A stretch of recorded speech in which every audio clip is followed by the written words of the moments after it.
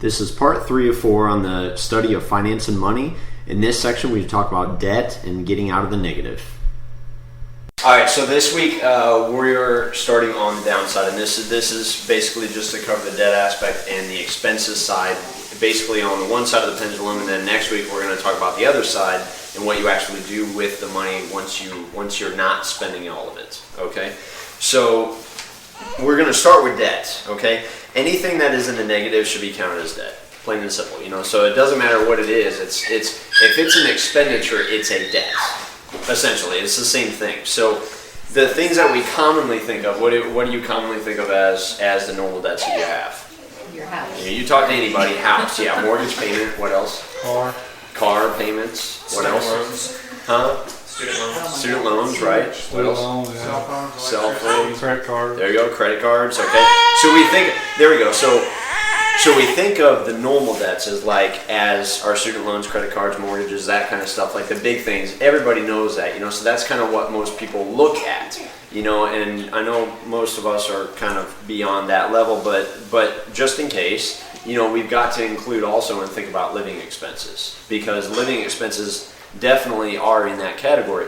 And another one, Lynn, right, is living expenses for all dependents, right? So it's all dependents. You guys, with your kid, our kids, it's everybody in your household. It's everything that goes in there. So those are all living expenses. That all has to be included in there too. Any form of spending on stuff, okay? Why do most people in America, you think about it, we're in America. Every person, even somebody on minimum wage, is still wealthy when you put it in comparison with the rest of the world. And the reality is, even on minimum wage, you could still end up a millionaire. You could. You have enough money to do it, and you have enough time to do it, so you could still do it. You would have to live like a pauper for a while, maybe on minimum wage, but you could do it in America. So, but what gets most people is the spending on the stuff. It's just it's the stuff that we buy every day. It's it's the iPads and the cell phones and the upgrades and and everything else, and it's all of that stuff that is where it all heads off to. So now that I want to kind of like sum it up on this though too, in that there is a balance here. There's a balance here where it's like, it's pointless to live your life like, basically just putting away everything that you have and not doing anything for your family and making your wife wear the same clothes that she's worn for 10 years and all that kind of stuff for the sake of having money in the bank. You know what I mean? That's ridiculous. But at the same time, so that's like on one end of the scale, and then on the other end of the scale is we might just step on some toes tonight, right? That always happens. So on the other end of the spectrum, so you got the no spending on this end, but you got the other end, which is where most people are, which is spend everything. So there's literally people that, and I think we talked about this last time, where they will look at their paycheck and whatever they have at the end of if they know that they're getting paid on Monday, and here we are on Friday, they look in their checkbook and they say, well, I have an extra $150 in my checkbook, so I'm going to go out and I'm going to buy drinks for my friends because that's more than I usually have on Friday night. You know what I mean? And so they literally will spend everything and not think twice about it. So you got to look at both ends of the spectrum, and there's a middle point where you can live life comfortably and you can do the things that you want to do if you budget and you plan for it and you don't get emotional about it without having to go to the extremes. Because typically it's the emotional decisions that get us. It's like that excitement, like I gotta have it, and then if you wait 5 days, you don't want it anymore. That's right. I learned that the hard way, because I used to be like, well, I still am a bargain shopper, and I am guilty. Jen will laugh so many times of going into a store and I'd find a pair of pants that were only like $10, and they were a size too big, but I'm like, I don't care, they're only $10. I'll grow into them. I don't know, I'll have to wait. So I'd have these clothes, and then I'd try and put them on, and I'm like, dude, they don't fit, and I'd end up giving them away without wearing them one time. But just because, hey, they were cheap, just because they're a bargain, we buy them. I guarantee you've done that a few times, Miss eBay. Yeah. So, you got to find that middle ground and know and plan and think and do things based on rationale, not based on emotions, and kind of find that midpoint in between. Certain aspects of giving, we obviously, this kind of stems from the first week that we had. Some people, giving because they feel like they have to, or it's something that they don't necessarily even believe in. They just, it's like, I have to, so they're not giving from the right intention. So therefore, you really got to chalk that up as an expense too, and on other levels as well. There's all other kinds of levels. You can kind of think about the different components of it there, I'd be stepping on a lot of toes if I got into that, but there's certain aspects of giving that we don't necessarily see done efficiently in the world today. Can we say that fairly? Okay, so time and energy expenditures. Did anybody think about that one when we were talking about debts? Your time and your energy. That is money. Oh my goodness. We, just in my personal background, we used to basically have this philosophy that it's like, we're going to help everybody. It doesn't matter. We're going to help everybody. And what would end up happening, April will second this, we had a ton of people on basically financial hardship cases where we were literally giving them care. Not only that, but it's when somebody is in the office getting care, that's not only giving it to them, that's actually us paying them to be there, because we have certain overhead that needs to be met. So I'm literally paying somebody to get life-changing care in my office, and that doesn't make a lot of sense, and it took my financial coach just burning it into me to realize, wow, my time and my energy are important, and they are valuable, and so that was huge for me, because I never categorized that as debt. But I think we don't think about that one nearly enough. We've got to think about where we're putting our time and energy. Jeff, I know you trade out and stuff too, and so you kind of seem like on the same level as me. Man, watch your time and your energy. You gotta watch it, because people are gonna, and especially once all of this pans out, and in 10, 20 years, you guys are the ones with the money. Now, all of a sudden, people are looking to take that time and energy, especially even from a coaching standpoint, being able to sit down with you and all that kind of stuff. But I know, Mike, you sat down with, with a number of wealthy people. Jeff, I know you have. How stingy are they about their time? Pretty careful, yeah. It's like, you walk into, I met a billionaire that was really cool with his time one time. Yeah. But he was retired and didn't have anything else. Bingo. now he's like, well, I got all this money and now I don't have anything to do, so let me figure out how to give back. Yeah. Really cool guy. Yeah. But, a lot of people that have, that really are in the middle of it, they're in the middle of the action, if you will. They're still putting in their time. You sit down with them and you better not have a 10-minute story. You better get to the point, because your clock is ticking. Right. So we've got to kind of watch our energy and stuff in there too. I hope that one sinks in. So effects of interest. This is something else that we've got to pay big attention on, is the effects of interest. Because on all those categories that we talked about, every single one of those, even your time and your energy expenditures, have interest. Okay? But they have two types of interest. They have realized interest and they have non-realized interest. What's the difference?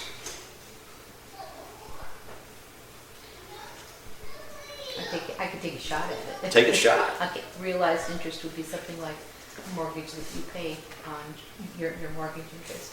Unrealized interest, I would think, would be what is in addition to time that's invested in that also. Bingo. Perfect. Yeah. So your realized interest is your measurable loss. That's what you actually know you lost. So on your mortgage, like you said, you're going to have your mortgage for $200,000, and then you know that your interest is what? Over 30 years, what is your interest? You're looking at About 400,000. You basically pay for the house 3 times. In the average case. That one's big. We'll talk about that. So, realize that's your realized interest because it's measurable. You actually know what you lost. Okay. But the harder one is the non-realized interest. That's your unaccounted loss. That's the things that you can't necessarily measure because when you buy the house, like let's say that you buy a house that you're not necessarily prepared for, okay? Let's say that you buy a house for $400,000 when you should be living in a $200,000 house that you can afford, right? Okay, so now you spent $400,000 on that house, but you have to pay for the house 3 times. So your measurable loss is you lost $800,000. But your unaccounted for loss, your non-realized interest, is if you had taken the $200,000 and you had paid that off in that short time, and then you had that extra money to actually put in, now you would have gained measurable interest. You see how that works? So that's huge because they say now that the new wealthy is moderation. That's kind of like the new fad now is, why is it the new fad? Because that's what smart people are doing now. We go moderate. It used to be, huge everything. Everything was huge. Everything was massive. Get the most that you possibly can because, hey, it'll be worth more in a few years and you can sell it off, right? But now they're saying that is not the case. Everybody is saying, how little can I live with? And just make sure that that's nice, within my means. Pretty smart way to go about it. Okay, so loss or gain. Coffee, sir? She does it great. Doesn't agree? What do you mean? She's a shoot for the stars kind of girl. Yeah. Yes, I am. Well, and you come from a different generation. That's totally expected. It's true, but I also feel that this generation is being sold bill of goods. What do you mean? They're being made to settle for less because there will be less. Mm-hmm. And I really feel it's almost like somebody working on your brains to make you think that this is good enough. I mean, you're not going to shoot for the stars. So you're settling. Yes, exactly. I think That's you true. have to That- settle. And I think also they're making a mindless group. They're Yeah. keeping you very, very busy with things like computers and technology while the world is going by you. And people are really running this world, which are the big oil companies and people that are in huge commerce, are really the ones that are calling the tune for all of us. I think we're becoming a nation of slaves, honestly. Mm-hmm. And I don't believe any of you will even see it happening to you. That's the goal, right? Yeah, it is the well. That's the established goal. goal. Mindless. And I feel slaves. badly about Yeah. this because I don't think you see what's been happening to you. Yeah. I really don't. And yes, I am a shoot for the stars girl. Mm-hmm. And I've Yeah. shot and I've done it. Yeah. And the whole point is that you want to do that too. Yeah. I'm sorry, I don't think it's good enough. Right. And I don't think settling for a $200,000 house when you can have $1 million house is a good idea. I think you better put the money Initially. aside. Yeah. Don't buy that $200,000 house. Don't waste your money. Don't waste your money. Rent something. It's cheap these days. With the economy the way it is and all the housing market falling down and all, I mean, it's cheaper really to rent than it is to buy. It Yeah. truly is. And then set your money aside and buy that $1 million house with cash. That's the difference. And I think we're on the same page. We're on the same page. It's just looking at the consensus though out there of most people, and I mean that's obviously going to be again different, and that's kind of the goal with this is to be the difference in being smart about it, because I mean there's going to be a lot of people that listen to this that don't necessarily know what to do as far as the house or what they can afford. And what happened is so many people got suckered into buying a house that they couldn't afford, and then as soon as their mortgage payment ballooned, now they can't afford it, now they're bankrupt, and now... Well, a lot of them were stupid to begin with. They wanted to believe it. They knew they couldn't afford that house. They knew they couldn't afford a house, period. Like, I They weren't can get making how their car much? payments and they can afford a house. But wouldn't that Seriously. be going for the stars? No. Especially when you know you can't. I'm just playing the advocate, yeah. But you know what Yeah. I'm saying? You Yeah, know that that's- you can't even pay for your car. You're Yeah. going to be sold a bill of goods that you can suddenly afford Yeah. a $100,000 house or Right. any house at all. You can't afford to even pay your car payment. Right.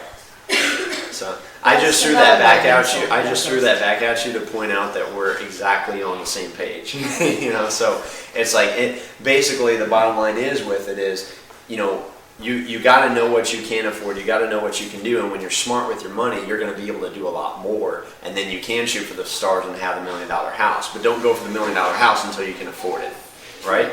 With cash. Right. Exactly. You know, when you can. $5,500 cash paid for an RV and pay $100 a month rent, and then you can buy a $1 million house. Yep. Yep. It may suck initially, but you'll get over it. Yep. Yep. That's right. That's right. Okay, so loss or gain. 2 ways of gaining wealth. We talked about these last time. What are they? What are the 2 ways you gain wealth? Stealing people's money. Raising. You're not spending anything? Okay, That's yeah, pretty reducing expenses and increase your income. That's another way of looking at it. Yeah. So reduce expenses and increase income. So of course, next week we're going to be talking about the other end. But okay, so plain and simple, what debts can you reduce? You know, that's a simple question on the surface, and we look at that and we think about, okay, well, you know, I just keep on paying off my credit cards and all that, and all is good. And that's the way most people think on the surface. Okay. But these are the debts that, you know, some of the debts that usually we fail to consider. Number 1, the necessities. Okay, what are the necessities? Utilities. Shelter Yeah. and transportation. Chiropractic care. Yeah, that was the first one on my list. Okay. And insurance. This is such an amazing group. And insurance. Okay, so what are the now that we got the necessities out of the way, what are some of the things that we consider necessities? Internet, House. house, Television. television, Insurance. cable, Is that what you meant? yeah, Insurance. insurance. Yes, I agree. I'm kidding I you. agree. I agree. To a certain degree. To But you a still have degree. to drive your car. To agree. But I'm glad she said that though. That's you know But I mean, look at there's what- strong points to that. Look at what happened with us and Dad. And we had insurance. We did with the second one. That was But- 1,200,000. The First one we didn't because the insurance was so high. It's $1,800 a month. was a lot cheaper than the bill that came. A lot of in. people don't make that much a month. Huh? We got lucky.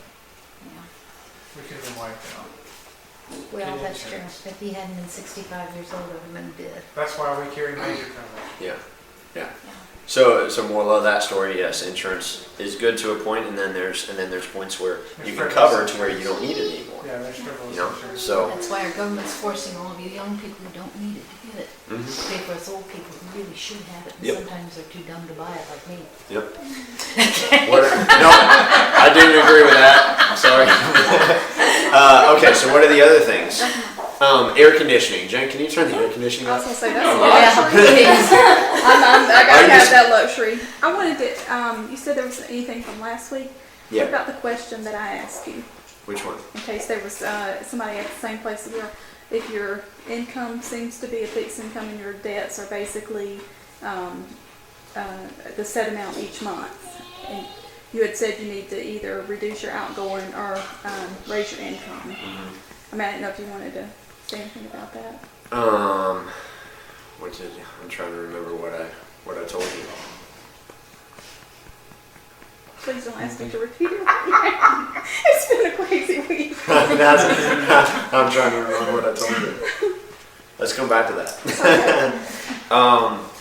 So necessities, of course, all those things. We think those are necessities. Driving a newer car or driving a nicer car, right? A lot of people think, but I can't drive that because what will my friends think? All that stuff. It's nice if you can afford it, but if you can't afford it, don't have it. It's not a necessity, Sure, right? so. Having fashion clothing, having all that kind of stuff. There are certain things that are necessities that a lot of people consider necessities. I mean, have you ever driven by one of these houses and they've got the house is like falling apart and they've got a brand new Cadillac Escalade sitting out front with like chrome wheels and it's like, where'd they steal that from? You know, but you realize, no, it's just literally, they, you know, oh my goodness. That's where they're You at. follow Yeah, to the grocery yeah. store and they're using food stamps. So, right. That's exactly right. If they had a nice my house, goodness. they wouldn't be able to buy that. Okay, so moral of that story, consider your necessities. You know, what are your necessities? What are the things? On some of that, some people would rather drive a nicer car and not have a nice house, and some people would Yeah. rather have a nicer home and drive an Right, okay car. right. So some people's necessity could be, I want a nicer car because I spend more time in my car than I do in my house. All I do is sleep there. Yeah, And other Yeah. people say, I live here. I want a nice house. I don't care about what I drive. yeah. So, moral of that story, the point with it is consider your necessities. Go back and look at where you are and ask yourself, what are my necessities? And are they really necessities? Because, and that one's huge on me because, I mean, so often I mean, I can't tell you the number of times that I've had patients come in who know they need care and they say that they can't afford it. You know, and then when they say they can't afford it, you know, we'll ask, well, you know, what's the situation, that kind of stuff, and then and I can see they want it, but they're just not really thinking. And I'm like, okay, so let's figure this out. Do you have cable TV? And they're like, well, yeah. I'm like, do you need it? And then, I mean, the look on their face, like, it's like, did he just say that? He's asking me to give up my cable TV for a chiropractic? I'm like, freaking heck yeah. You know, How about come your cell on. phone? Right, yeah. Oh my Can you goodness, pick up all your the cell time. Yeah. And so, yeah, on the time and energy part, you know, how many times were we giving away our energy because people were not willing to cut off their cable? Right. You know, and what that comes down to is their value for the cable was bigger than our value for the chiropractic. You know, so. For their value. Yeah, well, too. if we let them do it, then it's our value too, you know? So, you know, we kind of axe that one if you couldn't tell. My value is bigger than that. Brokerage fees. Do we really think about those as debts? You know, when we talk about general expenses, okay, most people they're like, what do people talk about when they're investing? When they're investing in the stocks and the market, what do they talk about? Return on investment. With it, they talk about what was their percent growth, right? And what happens when you start talking with people is they don't have no clue what they're actually paying in fees. They have no idea what they're paying in mutual fund manager fees and what they're paying in withdrawal fees and all this other kind of stuff. Taxes, okay? A lot of people don't think about that, but here, and we talked about this last time, but here is, and this comes from the heads of the IRS. It is not necessary to pay a tax that you are not legally bound to pay. In other words, if you're legally bound to pay it, I mean, and there's no, I mean, that's what you have to pay, then that's what you have to pay. But if there is a tax credit out there that you could have gotten, like the homestead tax exemption, and you didn't claim your house as a homestead, you know, then that's money that you're leaving on the table that you could have kept. But we don't think about that. It's just kind of like, you know, well, the taxes are what they are, and we'll let somebody else deal with our taxes, or, you know, or we'll let software do our taxes or whatever, you know, and sometimes, you know, you make big mistakes by that. Well, sometimes you make big mistakes letting somebody else do your taxes. Unfortunately, I caught an $8,000 mistake once, you know, on taxes. So that's pretty big. You got to watch your stuff. Lost opportunity cost. This one is I think this is kind of the biggest one because this is the biggest blind spot. Most people have no vision on lost opportunity cost whatsoever. Do you know what that is? I mean, just think about it. Could have done. It's what that could have done if it had been played differently. That's why all the questions last week I was asking on that form was like, if you got to do it over again, what would you do? You know, if you got to play the rules over, if you got to do your debt differently, pay it off differently, you know, have a different job, how would it be different? Because I'm trying to get you to start seeing the lost opportunity cost, because in everything you do, there's lost opportunity cost. You know, a good example right now, we're looking for, you know, started to kind of look for property. and saw the piece that are kind of looking at it and excited, and and as the week goes on, I mean, I of course let the emotions go, let those go after a few days, and the giddy excitement and all that kind of stuff, and then get to the rational thinking. And then I know I can start making a decision when it gets to that rational stage. And now that I'm in the rational stage, it's kind of like, okay, well, if I do this, then what are the chances that it's going to increase in value if I don't want to be there? If I find out I don't want to be there, am I going to be throwing my money into a piece of dirt, or am I going to be able to recover my money? Or if I put it into something else, like paying off my house early, then how much am I going to be gaining in lost opportunity costs there? On the other hand, if the property goes up in value tremendously, how much am I losing in lost opportunity costs by not buying it? So you got to start looking at the lost opportunity costs, because that's really where the investment potential is. Because we're not thinking about all scenarios, so you really got to kind of paint it all out and put it all into perspective. And when we start talking on next week, the lost opportunity cost is one of the biggest factors that nobody looks at. They don't look at it. On what? You don't work for money. You work for, you work so you can adjust people. Get a lot of people adjusted.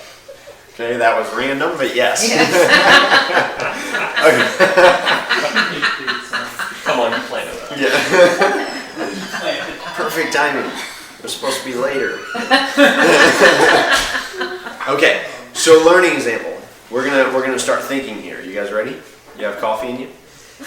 Okay, 45-year-old man, his wife, and man, I was gonna bring my chart home so we could actually the big paper thing, I was gonna bring that so we could actually write stuff on it. Darn it. 45-year-old man, his wife, and 2 kids. Okay, just your typical scenario. Okay, the husband works as a full-time employee at whatever, Home Depot. I don't know. He works full-time. Okay, he has a set salary with no chance of bonus. Okay, so it's basically, it is what it is, what it is. Can't change it. He has a home, 2 cars, and a boat. And then he has a 401k through work. Okay? You guys got the scenario, basically your typical average American. So identify as a group what areas could be addressed to affect the debt side of the scale. Think outside the box. The boat. Yep, The absolutely. boat, okay? That's like the first, that's the easy one to go, Sell right? everything and live in the boat. There you go. That really cuts it down. You're actually right. What are we talking? That's what we're talking about. You can sail around on the river if you have to. You don't even have to pay docking No fees. That's Let some bum sail it during the day while you're Like a at work. house Define boat. What's the Exactly. definition of boat? How Are big you is talking this about boat? getting rid of the debt? The dinghy? So you're basically gonna pay off the smallest debt first, Okay. in Yeah. full, just to get rid of any interest that you might have in this stuff. Okay. You get rid of what you don't need Of first, course. and If then you you use can. that, if you can. Yeah, but I use my boat to go fish tournaments so I can win extra money. We talking about a 17-foot dinghy or something like that? Have you ever got? Boat's probably paid off. The boat might work out good. Keep He's thinking. 45 years old, that boat should be paid off. Yeah, no kidding, especially the spouse. Sailboat you live in. Okay. He could roll his 401k into something like a Roth so he saves on taxes. Okay. Or you pay other people's taxes, and maybe. So on that note, you're looking at you start looking at the investment side of it. He's paying a 401k. Good questions. What is he paying each month into it? What's being matched? What's his return on investment? What has it done long term? Over 10-year history with brokerage fees and all that kind of stuff taken out of it. What would happen if he turned it in? What would happen if Just cash out. yeah? What would happen if there was an emergency? Right. Do they have an emergency account? So his money is in his 401k through work, and yeah, they're matching it, but he can't touch it until he's 65. So he loses his job. He can't pay his house. He can't pay his car notes, and it can't feed his family. But if he turns in his 401k, he loses 35%. Well, plus if he's not making any bonuses, then he's not even keeping up with inflation, so he has to find extra money somewhere else anyways. Right. So big questions on, a lot of people would never look at the investment side. They wouldn't look at that 401k. It's like, no, I have to do that because that's my retirement, right? We're trained to think that's my retirement. We have to do that. But again, we got to raise all the questions. Is that necessarily the right thing to do? It might be. It might be. When you run the numbers and you look at it from all sides, he might be getting a great match on it, and that might be the best thing that he can do. If he's getting 50 cents on the dollar, then it would probably be stupid. Mm-hmm. Well, I mean, It there's just a depends, lot right? of good employee matches out there. So, I mean, you can't just turn down free money, but you really have to consider just how much you personally are putting into your 401k each month. Maybe you take a part of that and put it somewhere else. Here's a good thought too. Is it free money? Is he getting 50 cents on the dollar or $1 on the dollar with his company instead of going down to the same company, Lowe's down the street that would actually pay him $2 more an hour? You start working there part-time and then you shift. Right. I don't. Okay. What other things? Tell the wife to get a job. I was thinking the kids That's too. Keep the boat. Kids working. Keep the boat. Get the wife to work. At least plant a garden and make him work the garden. Are you saying that this person is destitute or something? I mean, what, are you trying to get rid of the stuff that he Don't has know. in order for him to start over again? Don't know. Divorce? I didn't No give you those children. details.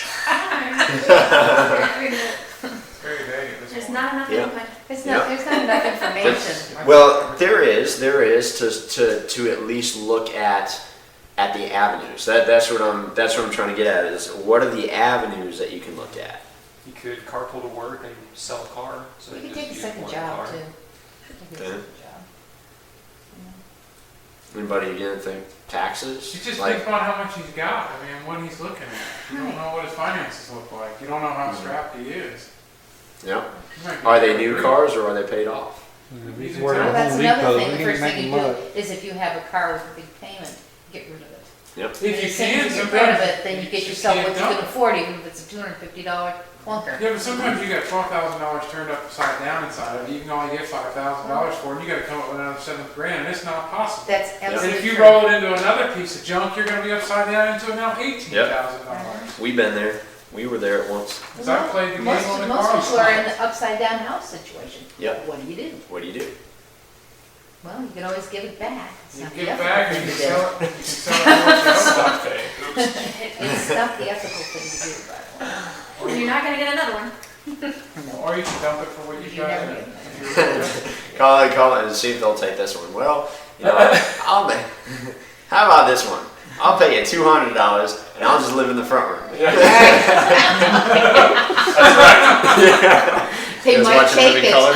That's great. Well, I mean, honestly, I mean, if he's having problems keeping up with his house, I mean, he could rent part of his house to That's right. someone else, maybe just like a single college Well, guy that turns or out something. interesting. Well, they either rent, that's It's true, but a I, buyer. actually, You know, if you're he's strapped, you Probably a rent. friend. I mean, someone your family knows. And then you but- definitely make sure Drug you out like that worse. job. Yeah, that's right. That's right. Okay. Charlie Manson and your friend. That's right. See, if this Okay. guy's in upside down in his house, he can't do anything, he said, go to the mortgage company, get on his hands and knees and say, if I sell this house to somebody for less than my mortgage, will you let me off the hook and not ruin my credit for the rest of my life? And the answer is no, we won't. Mm. All that stuff you hear on the radio that they'll do that, they won't. They ruin your credit first. They let you go into default 3 to 6 months, and then they'll make modification. But you've already ruined your credit. You're done anyway. What kind of mortgage does he have? Is it fixed rate or ARM, you know?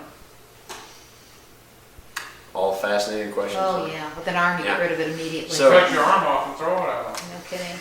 The arms. Here's here's the big Yeah, ones it's terrible. that you want to. This is kind of like the big take home of the night is when we start looking at expenses. There's usually we just look at one side of the coin. We look at the side of the actual expense, the realized expense. But the areas that we don't see, most everybody doesn't pay attention to, and actually the largest expenses in your life, okay, are when you look at a dollar, okay, your typical average dollar, the average American is spending 35 cents of every dollar over the course of their lifetime on interest alone. 35 cents. They spend another 35 to 50 cents on taxes alone. Not according to my cousin. Okay? They were just talking about that this morning on the radio. They What? said It's true. This is you are 15%. paying 55% Yeah. in taxes. Yep. Not You according to aren't. my They cousin. don't So, realize it. But you so are. let's just say that's 50% then. So you spent 35 cents on every dollar. Do the math here. 35 cents on every dollar on interest, You're only and left with 50 cents of 25 every dollar. You're left with 15 to 25 cents You're on not every even dollar. left with that because Obama's been printing money. Mhm. So your dollar's worth even less. So it's worth even It's like less. 8% less. Your since he 25 started cents is printing. now worth about 8. Yeah. Exactly. Mhm. Okay. That's So what so you in got. terms of here's the lead into next week then. Considering that, what is your most important avenues to look at in terms of investment potential? Is it rate of return?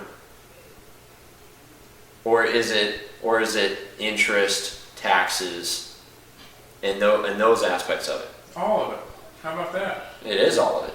But which one's bigger? Taxes, probably. Right. Probably. And you're limited on what you can do You've there. got to learn how much you can grab away that you don't have to pay taxes on first. Mm-hmm. That's why if you can fill up an IRA, an education fund, a 401k, and all that junk, then you've already knocked your tax bracket down significantly. Then you can start hammering on other Have you? things. I've been working on that direction. That's Have where you we're though? going. Have you though? Here's okay. Perfect time. I'm gonna hand this out. This is a article that I got from my financial coach, basically explaining all this because here's the big question on that. You know, we look at that and we think, look, we can load up a 401k or a Roth IRA or something like that, and we don't have to pay taxes on it and all this stuff. But the reality is, I know about this. yeah, huh? I know about this. Yeah, the reality is, think about this. It's so simple. Okay, do you think that the government is wanting to make sure that you minimize your tax burden? No. Yeah, they want more They money to want borrow. more money out of it. So why do you think, what is the rationale? What could it possibly be to give you the ability to put taxable money away without paying taxes up front and let that money grow for the next 50 years? What's the point of Your that? retirement plans, they're already planning it now. Mhm.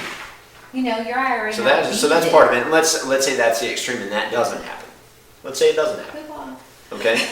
Let's just say for a moment though that doesn't happen. Okay? Because they can change the legislator at a later date to take that tax deduction, That's take those Takes taxes. those monies. Secondly, when in the history of our country have you ever seen the tax rate go down? Never. So in 50 years, what is the tax rate going to be? Likely.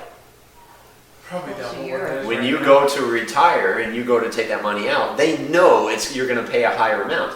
Not only that, but if you have, let's say you're putting $10 into an investment now, okay, that $10 is only $10. How much do they get in taxes?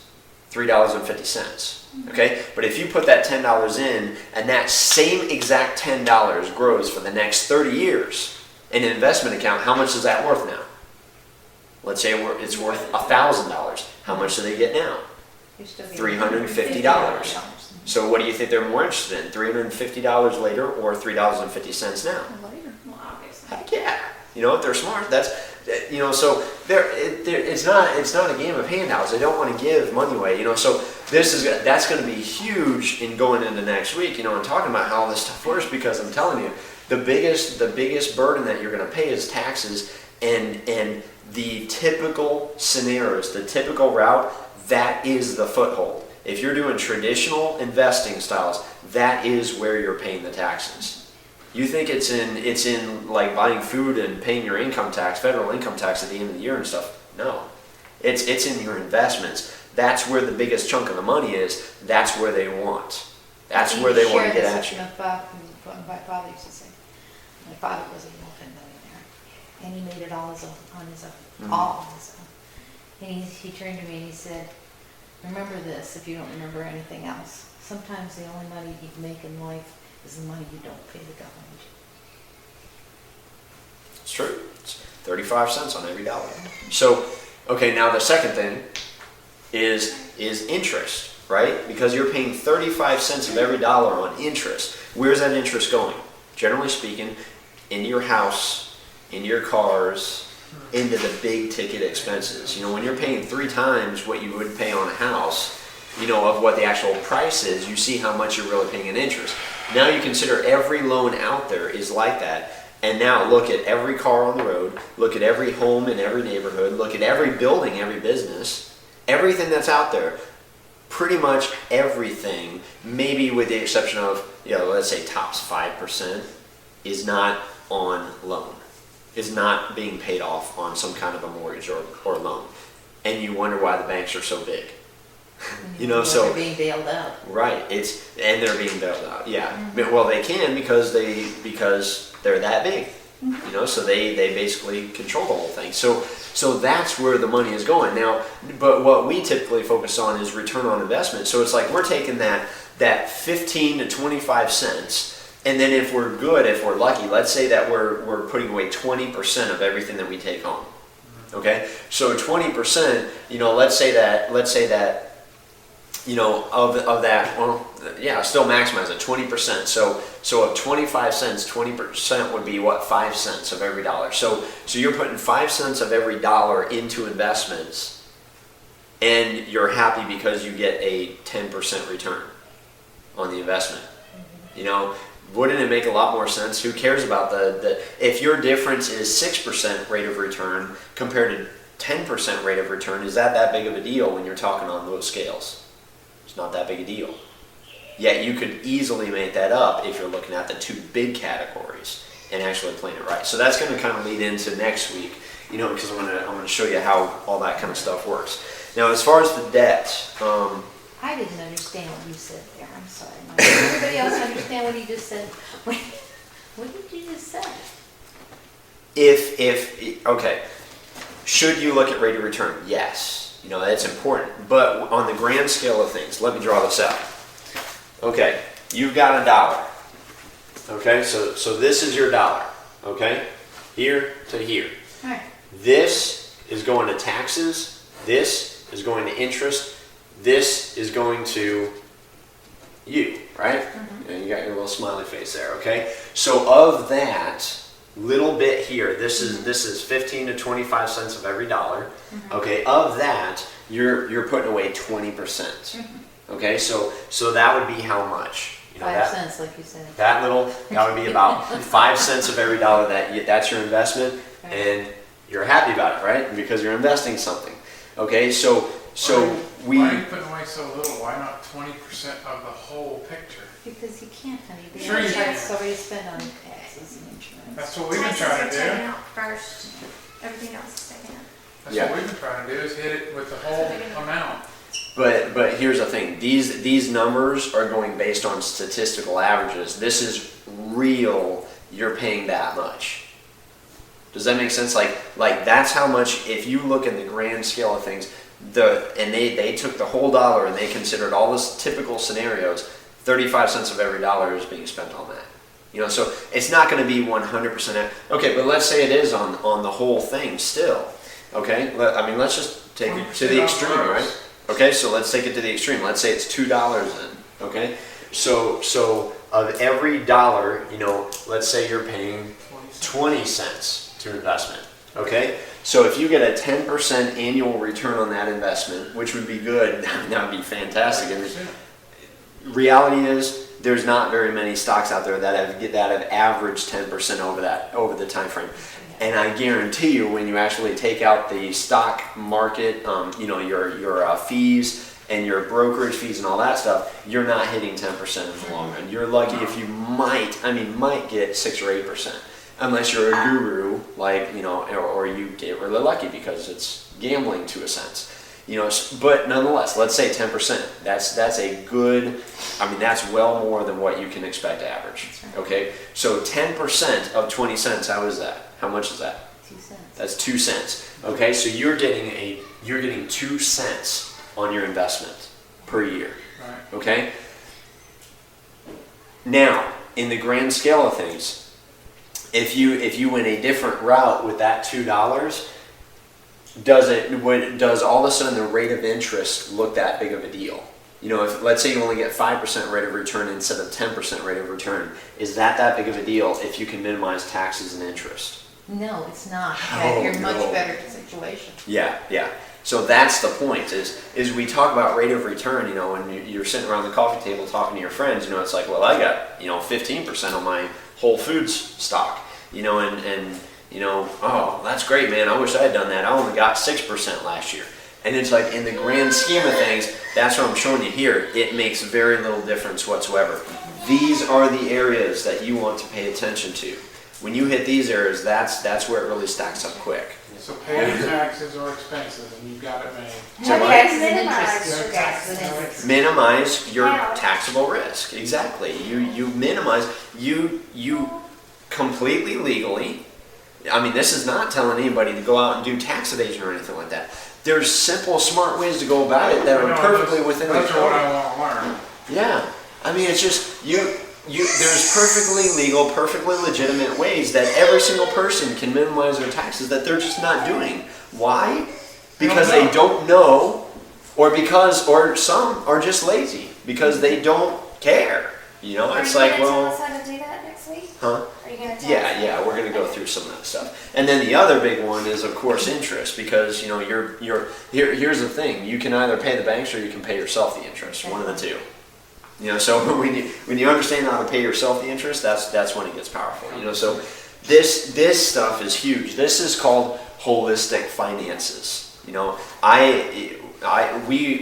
We're in a culture of medical finances. It's the symptom-based finances. And I've been in that my entire life, and then I've found a multi-millionaire financial coach who taught me how to look at it holistically. And it's like, listen, if you're not looking at the whole picture, then you're missing the biggest pieces of the puzzle. You're not getting adjusted in your finances, right? It's like you're missing huge gaps that most people have no clue to even look at. What you're basically saying is, simplistically, because that's what I think.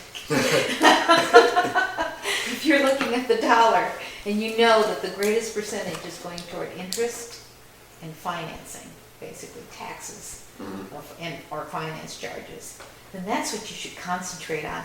Not that little tiny bit that you're allowed to keep right now. And how many people are sitting at home right now on their Scottrade accounts? Exactly. Exactly. Like, what am I going to do? How am I going to shift that? How can I get 1% more, something like that? Forget it. Forget it. What the It's like That's- that. I don't care if I can make an extra 2% interest on that. My time, the time and energy expenditure is going to be worth more than the 2% that you're going to gain by moving something around. And that gets into a whole nother thing called motion, which we'll talk about next week too. That's why millionaires make more money, because they figure out the loopholes and the ways to not pay taxes. Yeah. on You know how to anything. play the game, that's all it It's is. the game. They hired enough lawyers to figure it all out. Yeah. Boom. Or Yeah. a good accountant. That's And what I have. that's it. It's like once you get over that margin, it's what they call getting out of the rat race.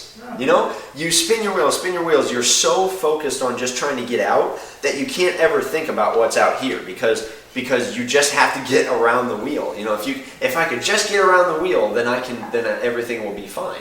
And so you keep on spinning it. But then the second you step outside the rat race and you finally make it out, it's like, oh.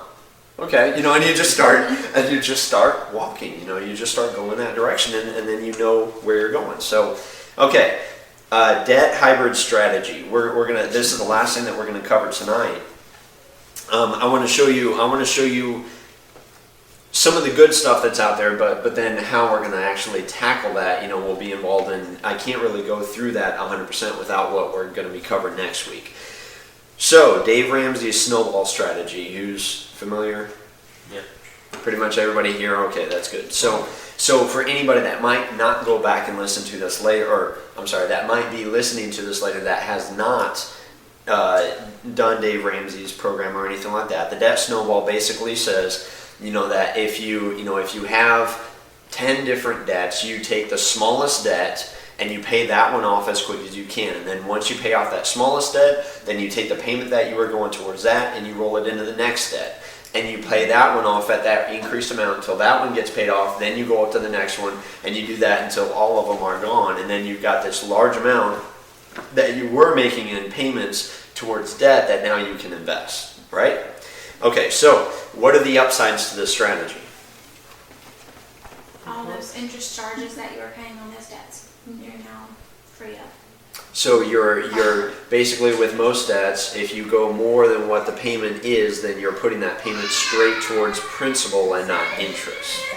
Okay, so you have no prepayment penalties if you've got your watch. and again, just in case somebody doesn't know the difference between principal and interest, principal is the actual amount of the money that you borrowed. In other words, because if you didn't pay for it, you borrowed it. So that's the actual amount that you borrowed, and the interest is the additional money that it costs to borrow that money. Okay, so you're putting straight towards principal.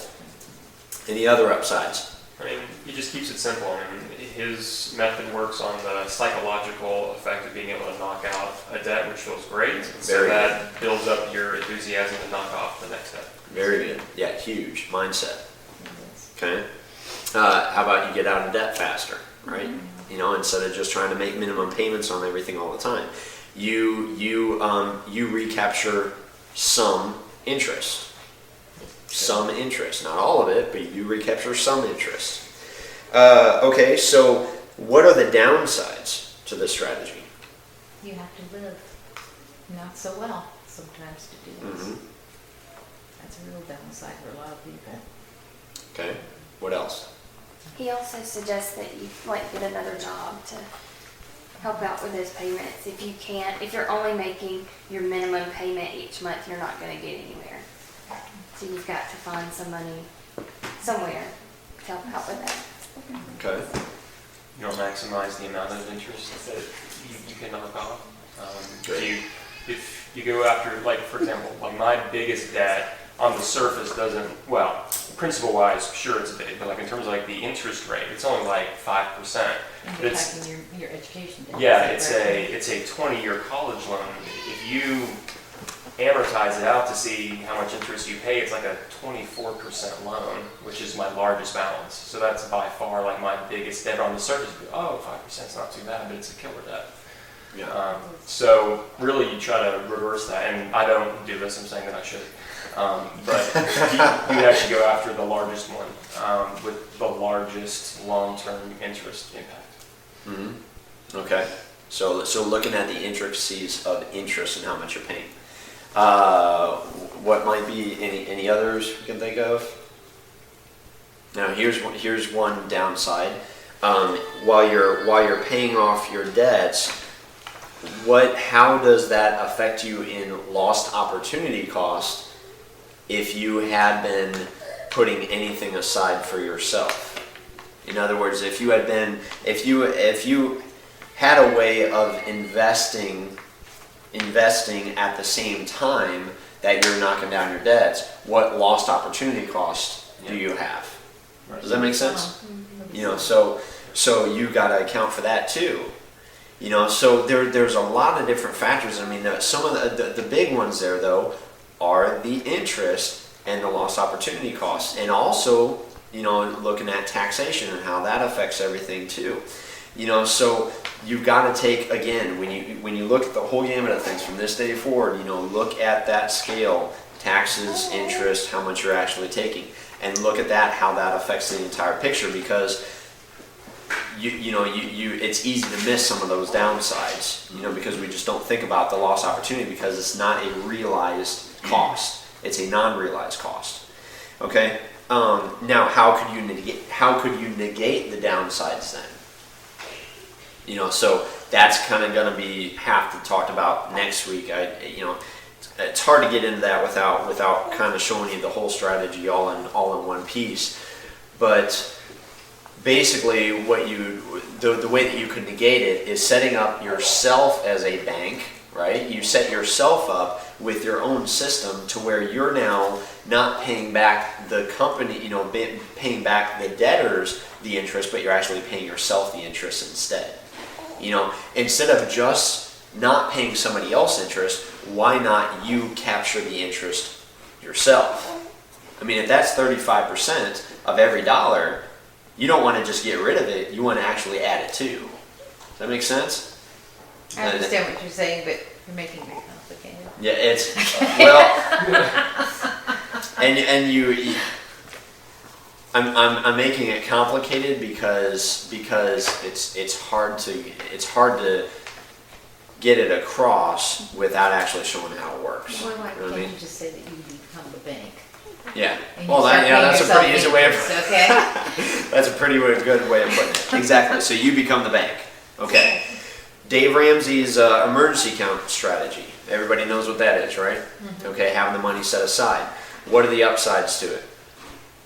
You have it when you need it. You have it when you need it. So what does that do? Provide some security for you. Security, mental security mindset. What else does it do? It minimizes interest, right? Because if you had not had the money, then you would have had to borrow the money, which would have had interest attached to it. So you're actually gaining lost opportunity cost by putting money aside for yourself. Okay. What other things might there be? Anything else on the upside? Peace of mind. Peace of mind. That's where I was Yeah. going. Confidence. Yeah. What is it, 6 months or something like that you're supposed to set aside? Yeah. That's what his strategy is. Set aside 6 months of living expenses. These days, it's gonna have to be more Should be a than that. year. Okay. Now, on that note though, this is, I mean, that's perfect, and I want to use that. What are the downsides now? May not Think, be think, enough, I'm sorry, in an emergency. Well, what else could you have been doing with the money instead of just setting Mhm. aside? Lost opportunity cost. Yeah, lost Bingo. opportunity, but at least you have it in your hands. Yeah, but Okay. I mean, it might be circulating and stuff, Okay, but think about it on this merit though. What's the difference between if I had $300 in my pocket right now, or if I had $300 in the ATM machine right now? What's the difference? Huge difference. I can get it from you now. I don't have to worry about electricity going down. I don't nothing. All right, Yeah. fine. I will trade you a loaf of bread and you give me $300. Yeah. Fair enough. Okay, but outside of Armageddon, what's the difference? I mean, like right now, what's the difference? the 300 in your pocket, you get to choose where it goes, whereas 300 in the bank, they're choosing how to Right. Okay. What if you own the bank?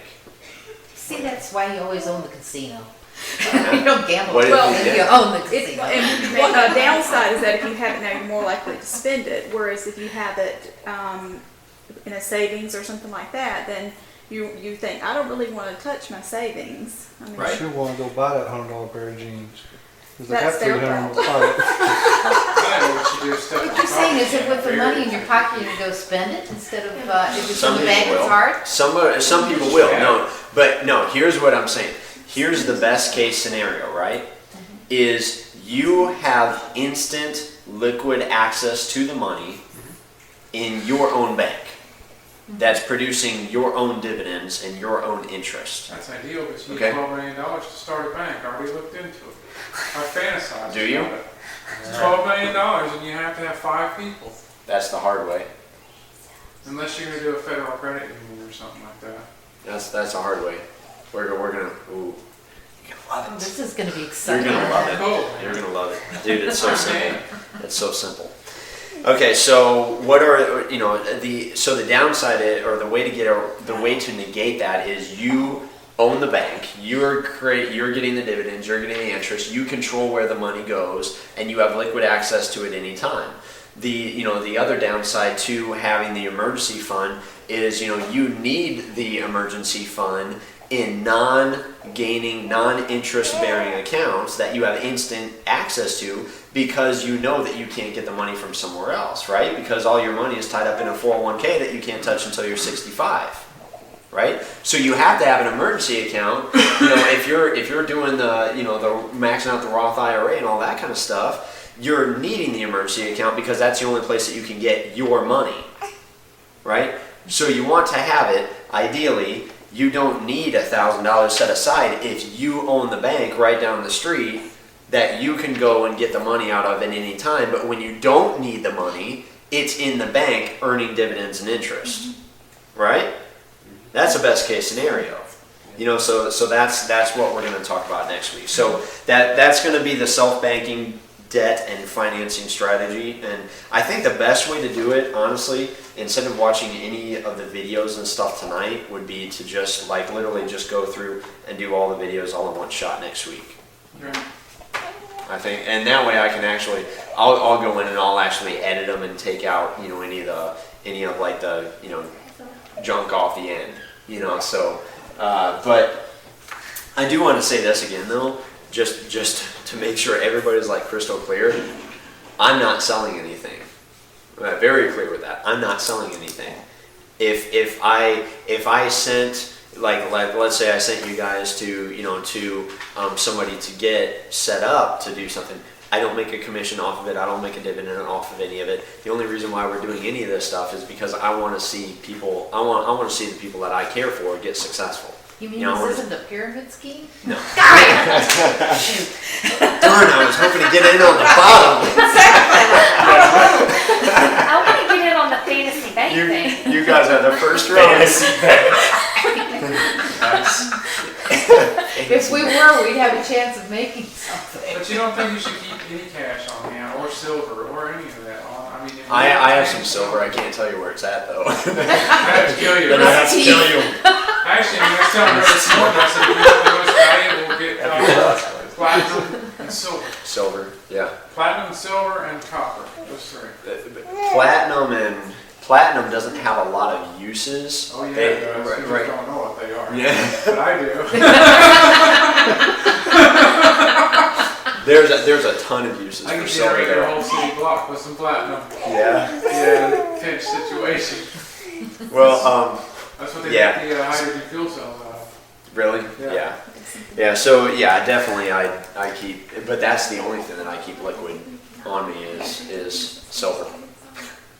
So Because $50. that way if all of a sudden Armageddon did happen, you can walk up to somebody with you walk up to them with a $1 bill, they're gonna be like, great, I can make fire. Paper. Yeah. Walk you're up to gonna- it with a 357 Yeah. or an AK-47. Give me some Or a bread. bullet, that's funny Yeah.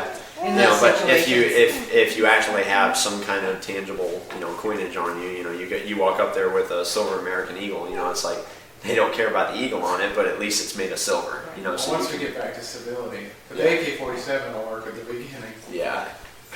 350 rounds. Yes, so moral of the story, have a gun. Okay. That's the end of part 3 of 4 of the section on finance and money. In the next set, we're going to be talking about investment strategies, banking strategies, and how to get the best momentum and the best control of your money possible.